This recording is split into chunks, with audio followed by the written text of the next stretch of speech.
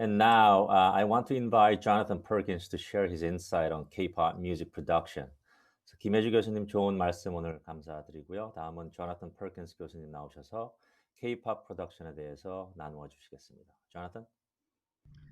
Great, thank you, Tim. And Hey Ju, that was awesome. Everybody kind of give up a virtual stadium shout for Hey Ju. Ah, great. And as a great segue from pro music into songwriting, as it turns out, a very famous pro music major who became a songwriter, at least famous within the industry, was a young man by the name of Claude Kelly. He and I went to Berklee at the same time. He ended up writing Party in the USA for Miley Cyrus. He wrote Grenade for Bruno Mars. He wrote My Life Would Suck Without You for Kelly Clarkson. So the pro music major offers quite a bit to future to people who are aspiring to be in the music industry, and songwriting is definitely a career path that many of them have taken and have gone on to be successful. So with that, we're going to take a little look at something that I did with BTS. My work with BTS was through one of their main producers that I like to credit with helping to bring them over. His name is DJ Swivel. His real name is Jordan Young. And Swivel produced and wrote a lot of one of their first albums, the album that had Euphoria on it, which is what we're going to take a look at in a minute. And he had just previously worked with the Chainsmokers. I did a little bit of work with the Chainsmokers also through him. And he had started out as a mix engineer. He had mixed Don't Let Me Down with the Chainsmokers featuring Dea. He mixed Closer for the Chainsmokers, which was a magnanimous hit, #1 for almost like half the year that it came out. It was insane. And then he started doing more production with them by the time they got to their Memories Do Not Open album, which is when I jumped in on it. And that's when they did the songs like Paris, Something Just Like This, and then he went on to produce a lot of that. So it was right around that time where Jordan started doing a lot of work with Big Hit Entertainment, right, the company behind BTS. And I personally think or believe and feel that a lot of those first records that broke in the United States kind of had a little bit of that Chainsmokers influence in it. So then my involvement is this. So then they have a pretty massive hit with Euphoria, and then Jordan wanted to do something with that song as a gift to the fans of BTS. And I guess the way I learned how he wanted to create this gift for BTS fans was that evidently every year there is a celebration of the day that BTS formed, right? And so then they'll do something special on that day every year. So the gift this year was something that actually Jordan and my old team was used to doing with a big hit record, which was to create like an acoustic version or a softer version, or what we would call the candlelight version. So you take the same vocals from the hit song, and then you rearrange it with piano and maybe some strings to make it sound really beautiful and more like a ballad as opposed to the heavy-hitting up-tempo dance song that it was. This is something that we started as a tradition all the way back when we had our first hit record together, which was called Down by Jay Sean. We were actually on the charts the same time as Party in the USA with Miley Cyrus with Claude, so that was a nice kind of thing for us to all enjoy together. So we were in a tradition of taking these hit songs and then doing a more beautiful arrangement under them to kind of heighten the fan interest behind the song and give them like another little gift, another little taste, to make them excited and want to engage with the group. So we decided we were going to do this with Euphoria, and I'm going to play it. I'm going to play some of it for you first, just so you can get a sense of it. So what I will do now is share which screen can I share? I have a lot of screens up right now. Here we go. Share computer sound. Everybody see this? Yes? Good, thumbs? Yeah? All right. So here it is. This says DJ Swivel Forever Mixed, Euphoria, and these are Jungkook's vocals. Piano and strings are me, and Swivel kind of produced it out. And here's a little bit of it.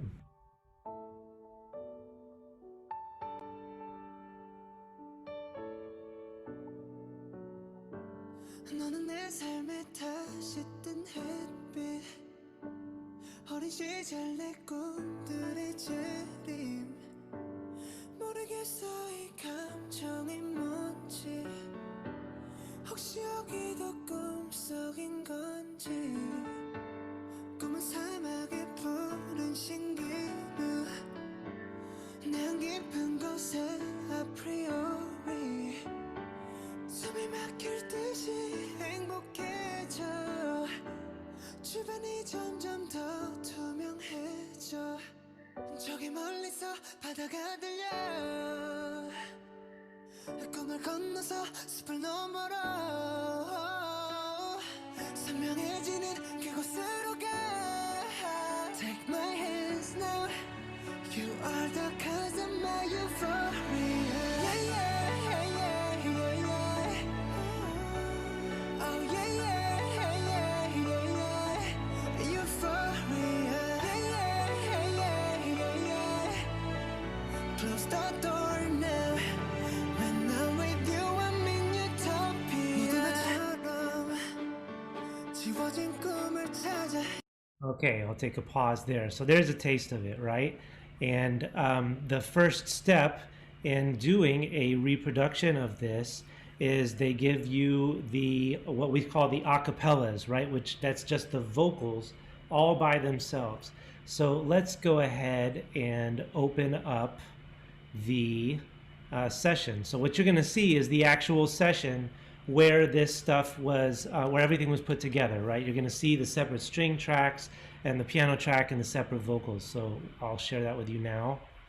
And here it is. So up here in the green are the vocals. You'll see there's 4 tracks. They gave me 4 different vocals. We call them stems, okay?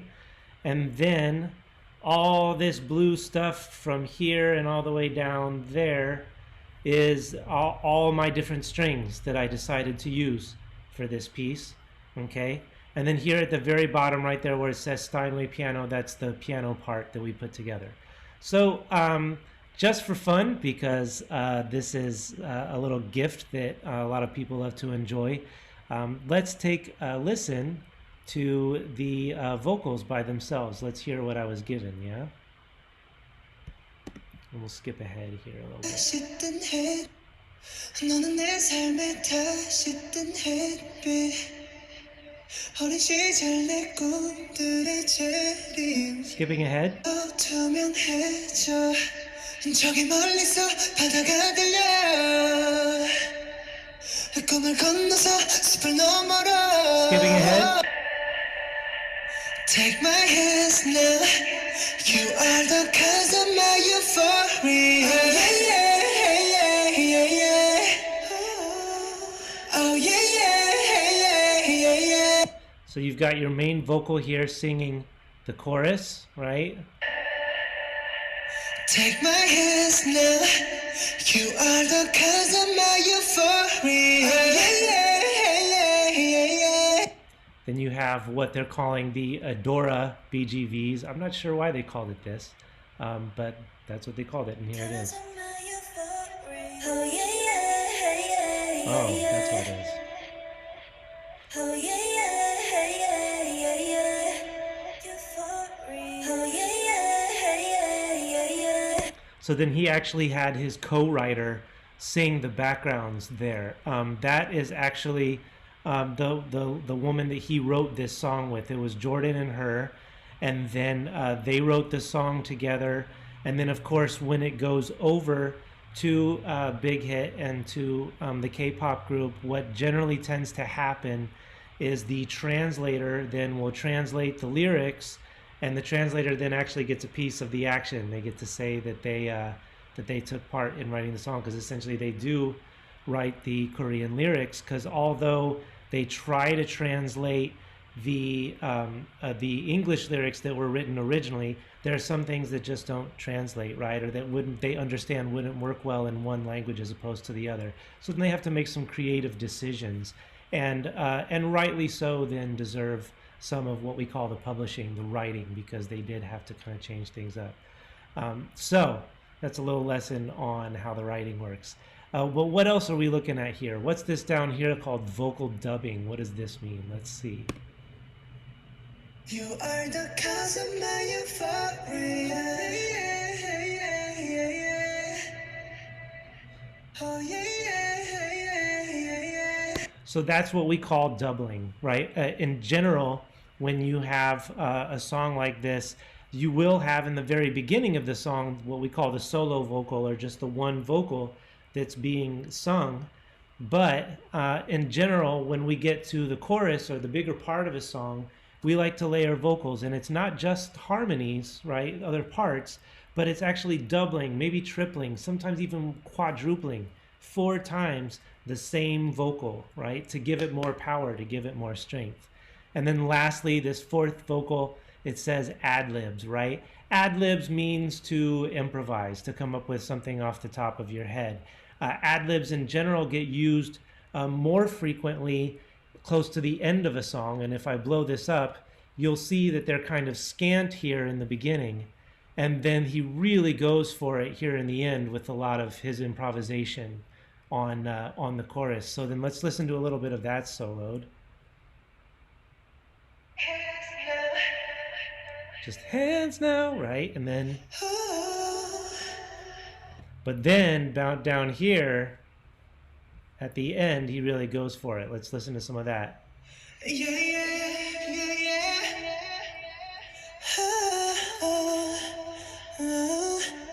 Right? And then let's hear that with the vocal in it so that you can hear what it's up against.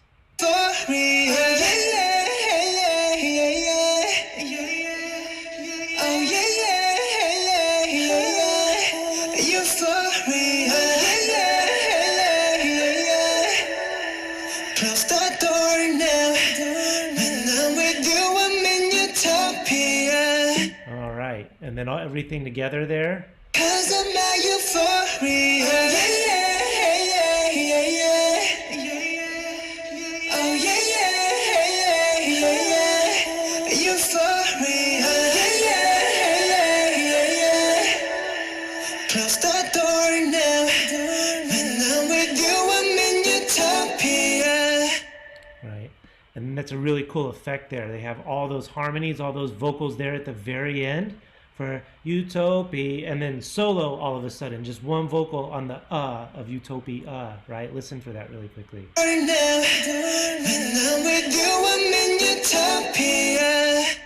Right, just clamps down on that one vocal. So how does that sound with everything in it, right? Let's hear that.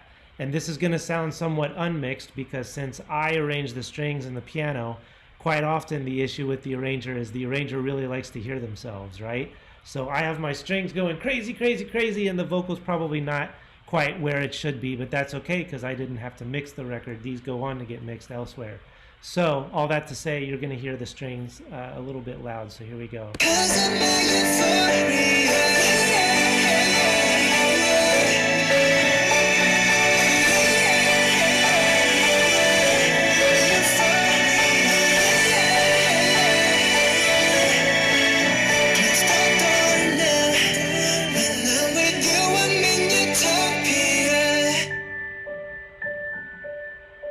Okay, and now you hear why that was clamped down to one vocal, right? Because the music does the same thing.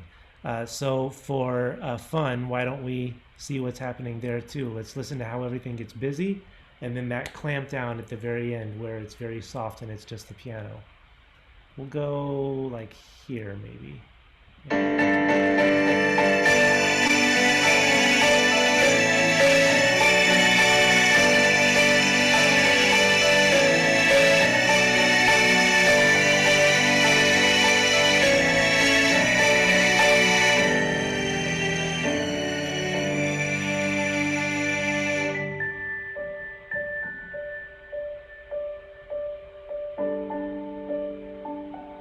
Okay, and there you have it. So, so how did this start? How did we do this, right? What did we start with? Did we do the strings first? Did we, you know, where did everything come from? So as I said, the vocals all came first, right? And then we had to figure out, okay, how are we going to have the strings come in? We know we want it to be big at the end. How much of a presence should the strings really have in the beginning?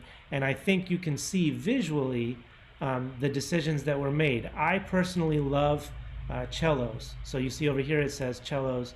The first strings you ever hear in this piece are the cellos. I'm assuming probably somewhere right around the first pre-chorus or chorus, but we'll get to listening to that in a minute. And then I slowly layer. I have everything kind of laid out here with my violins at the top, and then a violin ensemble, violas at the top, and then this is some individual cello lines that come in at the end, a little out of order. Cellos, more cello line, because again, I love cellos.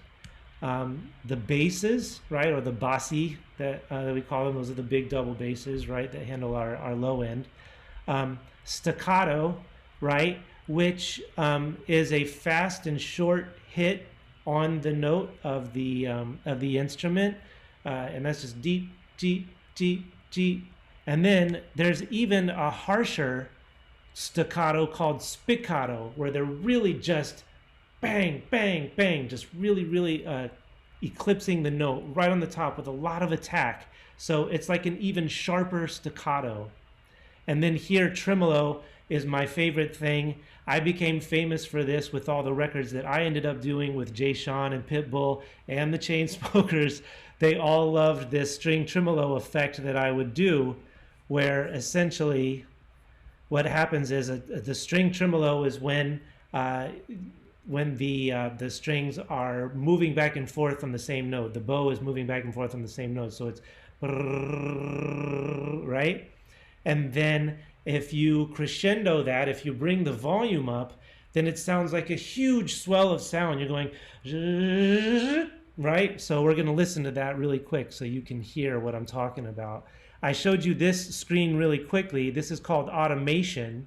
And what you can see is that I have very, very low volume, less than -33 dB, and they go all the way up to -9, which at least in this session is quite loud. So let's listen to that effect real quick.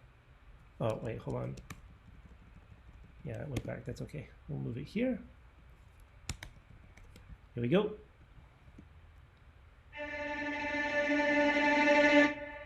Right, and then off the note, okay? So that became sort of my thing. They always asked me to do my string tremolo in a lot of our songs. Here it is building up into a bit. I wonder if this is an even bigger thing or if it's the same. Right, so there it's more of an ensemble. And then also just to tell you, the last string group after this tremolo effect is a huge ensemble of strings. So I have all my individual strings up here, individual little sections, and then at the bottom is a huge ensemble sound all by itself. I could have just used that ensemble sound if I wanted, but the ensemble sound just by itself, although it sounds big, there's no nuance. You don't hear as much of the individual sounds of the string instruments like you do. So here's an example of that. So here is the big ensemble playing in the last chorus of the song.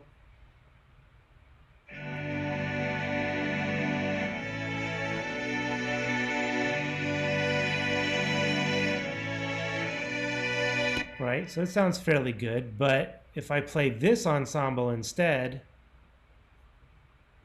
you hear this. And let's add the spiccatos in there too. Here we go.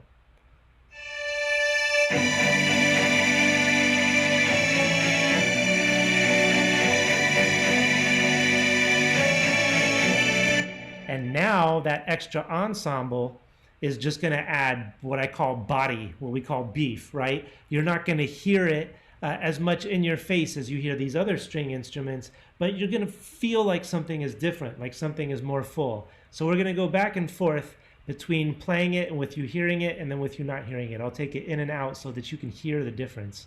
Here it is without. in.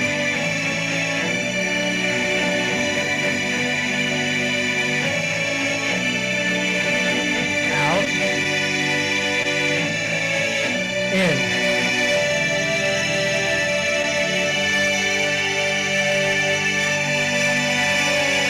Right? I'm hoping that we can hear that. Yes, if I were to see your faces, I'm hoping that I would see some nods that you can hear that difference. Okay, so that's a little look at the strings. Lastly, the way this really started out was the piano, right? He gave me the vocals and he said, all right, I want you to listen to Utopia in the way that, Euphoria in the way that we did it. And then I want you to interpret it on your own with the piano. So that does mean that we are taking the original and playing with it. So the original, just a few bars of that is here.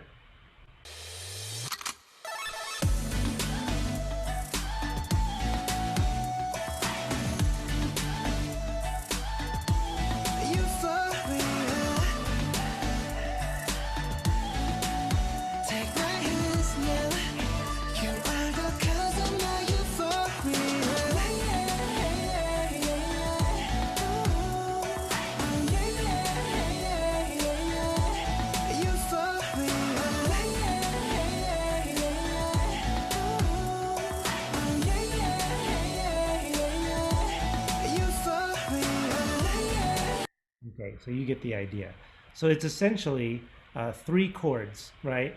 Bum, bum, bum. That's me singing the bass notes, the low notes. Generally in music, when we're trying to figure out how a song starts out or what is inherent in the song, you usually pick out the bass first, and then that helps guide you in terms of figuring out the rest of the chord. So that's what I did. Here is a little bit of the piano in the very beginning.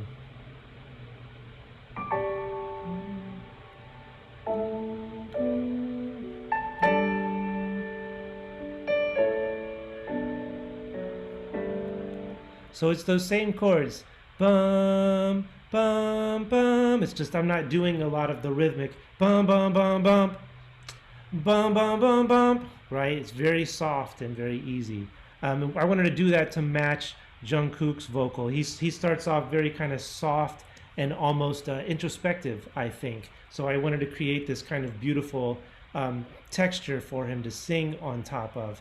And what's great about this actually is after we did the piano and string arrangement, Jungkook heard it and he actually came in to re-record certain parts because he was so moved by it that he wanted to do the arrangement justice. So the version that got released actually has different vocals than what you're looking at here, just in a few key places, not everywhere. So that was a real honor. That was great that he jumped in on it and did that. So let's take a listen then, just to the arrangement as is for a minute, and let you hear how everything kind of comes together. I'm going to do what we call dropping the needle, like you drop the needle on a vinyl record, and kind of skip ahead to certain places so you can hear how everything built, okay?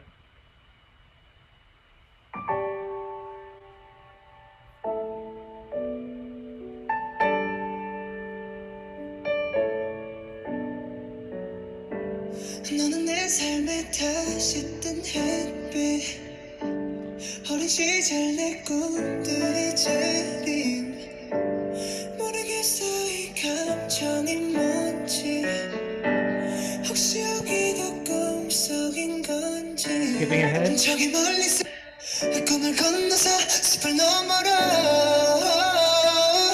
선명해지는 그곳으로 가 My hands now You are the cause of my euphoria So just low strings.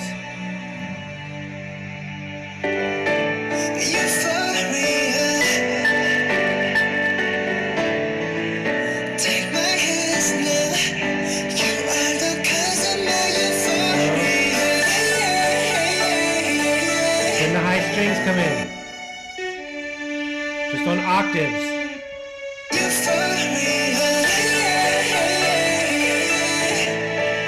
Close the door now. When I'm with you, I'm use those staccato strings.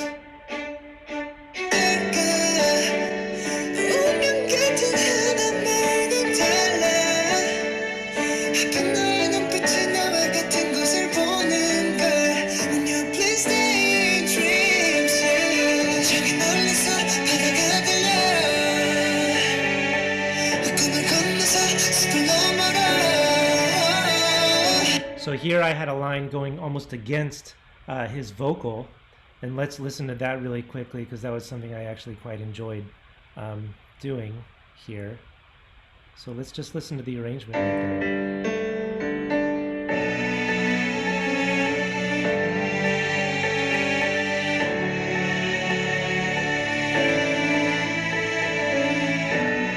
And I believe it's this line that I enjoyed so much. Let me check it out.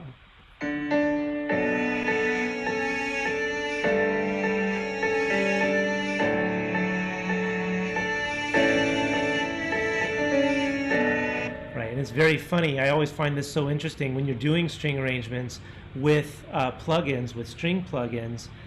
What's very fascinating to me is that on their own, they sound very electronic and very fake, right? And yet somehow when everything mixes together, it's not as grating or as harsh or as electronic sounding. So again, try and listen for that melody, the ba-da-da-da, and see if it still sounds electronic to you or if it just sounds organic and real. Here we go.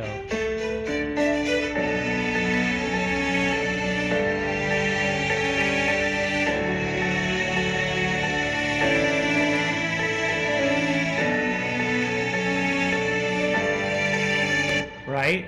It's very, very tricky. It's something that it's a really cool trick that our ears play on us somehow. When everything mixes together, it's not as harsh. It doesn't sound as fake.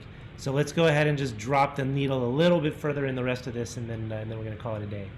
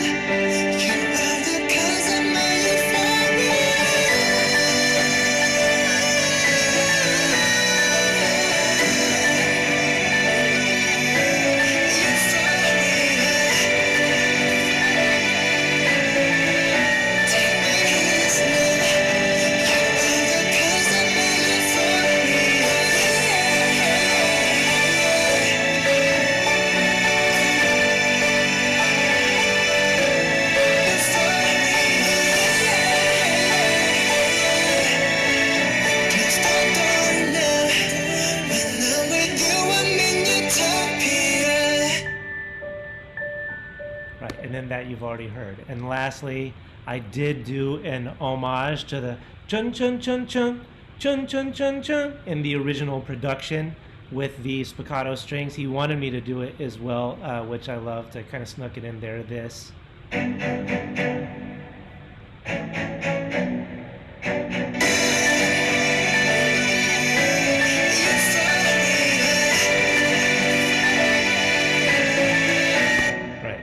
And there you have it, and then it gets all soft at the end and really thoughtful and cute, and that's it. And it came out last summer as a gift to all of BTS's fans, and the reaction was, it's always fun to watch fan reactions and see how they feel about it. That was a really nice and rewarding. So that is a look into a real BTS session. I was honored to be a part of it. I'm honored to be here to come and talk about it. I will share a little bit as well, very, very quickly, about the songwriting major at Berklee, and that is here. We, with us, there is no application to declare to get into the major. We have about 350 or so right now. 70% of them are female. It's not possible to minor in songwriting, although as you saw with Hae Joo's presentation, pro music students can specialize in songwriting nonetheless. There's a lot of great gender parity in the faculty. we're almost equal male and female, as well as diverse in terms of race, Latino, African American, and you write in almost every single songwriting class that we offer. That's very writing heavy based. It's also highly collaborative. That's something that you're going to find in any major at Berklee, especially though pro music and songwriting. They're highly collaborative majors. So if you come in with this idea that you're going to be your own artist and do your own thing and write all your own songs, that's fine, but there's going to be a heavy stress to help you grow and learn through collaboration and through what you learn by working with others. And then, as we mentioned before, the students go on to multiple career paths. We've had quite a few amazing songwriting majors go on to serious success. One of them, who was also there at my time, also here, excuse me, at my time in Berklee, was Justin Tranter, one of the biggest pop songwriters in the world right now. He wrote Hands to Myself for Selena Gomez, Centuries for Fall Out Boy, Believer for Imagine Dragons. He's just a monstrous songwriter. Here's a look really quickly at some of our faculty. Cara DioGuardi is a famous hit songwriter. Pat Pattison is our star lyric teacher. He came up with the lyric curriculum at Berklee and is still here. And he's gotten much praise by many of the former singer-songwriters who came to Berklee, such as John Mayer, who has specifically shouted out Pat. Rodney Alejandro down here is our newest faculty member, and he heads up a lot of our more advanced production work. He used to work with the band The Script, which was really big in the early 2010s. Moving on, you see there's some lyric writing, songwriting, some arranging, some music production courses where you work actually in a DAW, whether it's Logic, Ableton, or Pro Tools. Then there's specialized advanced classes, portfolio classes, and then of course a business course so that you can understand the business behind what you do, publishing companies, PROs, things like that. And here's just some of our famous alumni. That's Justin Tranter, who I mentioned earlier. Naturally, Charlie Puth took some songwriting courses while he was an MP&E major at Berklee. John Mayer, of course, Gillian Welch, and Amy Allen, who has written some pretty serious hits more recently for Halsey. So a pretty diverse group of alumni. And I highly recommend our major. Like I said before, it's not just the writing, we also have the production in there too. We believe that every songwriting major needs to understand how to record themselves and produce themselves in addition to all the writing that they're doing. So with that, I don't know if I went over or went under, but thank you very much. I appreciate it.